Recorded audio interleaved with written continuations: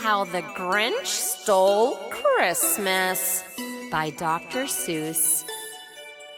Every Who down in Whoville liked Christmas a lot, but the Grinch who lived just north of Whoville did not.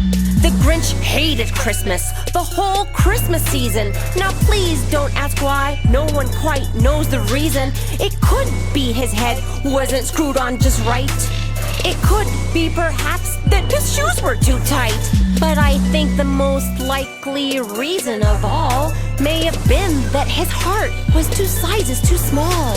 But whatever the reason, his heart or his shoes, he stood there on Christmas Eve hating the Who's, staring down from his cave with a sour Grinchy frown at the warm lighted windows below in their town. For he knew every Who down in Whoville beneath was busy now hanging a mistletoe wreath. And they're hanging their stockings, he snarled with a sneer. Tomorrow is Christmas, it's practically here. Then he growled with his Grinch fingers nervously drumming. I must find some way to stop Christmas from coming. For tomorrow he knew all the Who girls and boys would wake bright and early, they'd rush for their toys. And then, oh the noise, noise. That's the one thing he hated, the noise. Then the Who's, young and old, would sit down to a feast. Then they'd feast, and they'd feast, and they'd feast. They would feast on Who pudding and rare Who roast beast, which was something the Grinch couldn't stand in the least. And then they'd do something he liked least of all. Every Who down in Whoville, the tall and the small, would stand close together with Christmas bells ringing. They'd stand hand in hand and the Who's would start singing. They'd sing and they'd sing and they'd sing. And the more the Grinch thought of this Who Christmas sing, the more the Grinch thought, I must stop this whole thing. Why, for 53 years I put up with it now. I must stop this Christmas from coming. But how? Then he got an idea, an awful idea. The Grinch got a wonderful, awful idea. I know just what to do. The Grinch laughed in his throat, and he made a quick Santa Claus hat and a coat. And he chuckled and clucked, what a great Grinchy trick. With this coat and this hat, I look just like Saint Nick. All I need is a reindeer. The Grinch looked around, but since reindeer are scarce, there was none to be found. Did that stop the old Grinch? No, the Grinch simply said, if I can't find a reindeer, I'll make one instead. So he called his dog Max, then he took some red thread, and he tied a big horn on the top of his head. Then he loaded some bags and some old empty sacks on a ramshackle sleigh, and he hitched up old Max. Then the Grinch said, giddy up! And the sleigh started down toward the homes where the Who's lay a snooze in their town.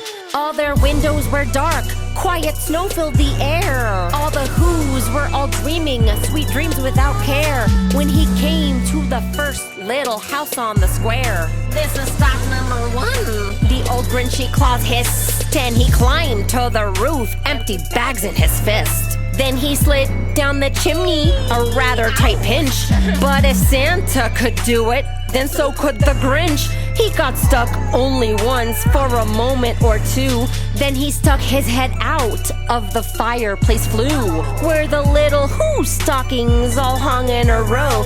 These stockings, he grinned, are the first things to go. Then he slithered and slunk, with a smile most unpleasant, around the whole room, and he took every present.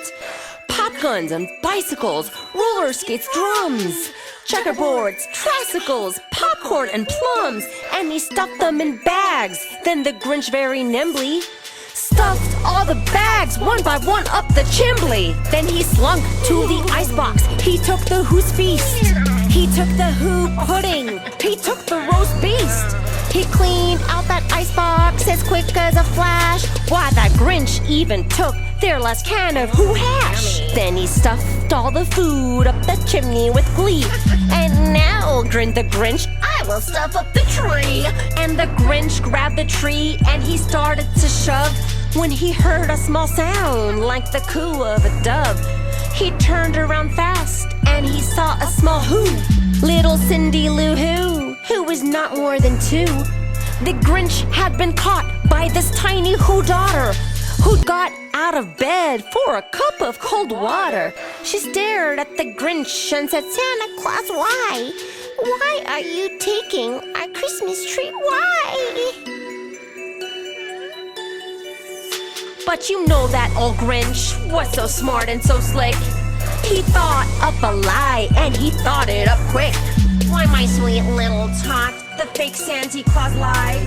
There's a light on this tree that won't light on one side. So I'm taking it home to my workshop, my dear. I'll fix it up there, then I'll bring it back here. And his fib fooled the child, then he patted her head, and he got her a drink, and he sent her to bed.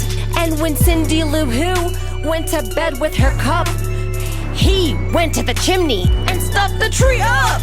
Then the last thing he took was the log for the fire. Then he went up the chimney, himself the old liar.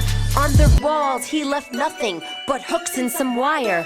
And the one speck of food that he left in the house was a crumb that was even too small for a mouse. Too small for a mouse. Too small for a mouse. Then he did the same thing to the other whose houses, leaving crumbs much too small for the other whose mouses. It was 15:15 dawn, all the who's still abed, all the who's still a snooze when he packed up his sled. Packed it up with their presents, their ribbons, their wrappings, the tags and the tinsel, the trimmings, the trappings. Oh dear, it's so heavy. 3,000 feet up the side of Mount Crumpet, he rode with his load to the tip-top to dump it. Pooh, pooh, to the who's, he was grinchily humming. They're finding out now that no Christmas is coming. They're just waking up. I know just what they'll do. Their mouths will hang open a minute or two. Then the who's down in Whoville will cry a boo-hoo. That's a noise, grinned the Grinch, that I simply must hear. So he paused and the Grinch put his hand to his ear. And he did hear a sound rising over the snow. It started in low, then it started to grow. But the sound wasn't sad. Why, the sound sounded merry. It couldn't be so, but it was merry, very. He stared down at Whoville, the Grinch popped his eyes. Then he shook, what he saw was a shocking surprise. Every who down in Whoville, the tall and the small, was singing without any presents at all. Huh? He hadn't stopped Christmas from coming. It came! Somehow or other, it came just the same. And the Grinch, with his Grinch feet ice cold in the snow, stood puzzling and puzzling. How could it be so? It came without ribbons. It came without tags. It came without packages of boxes or bags. And he puzzled 3 hours till his puzzler was sore. Then the Grinch thought of something he hadn't before. Maybe Christmas, he thought, doesn't come from a store. Maybe Christmas perhaps means a little bit more. And what happened then? Well, in Whoville they say that the Grinch's small heart grew 3 sizes that day. And the minute his heart didn't feel quite so tight, he whizzed with his load through the bright morning light. And he brought back the toys and the food for the feast. And he himself, the Grinch, carved the roast beast.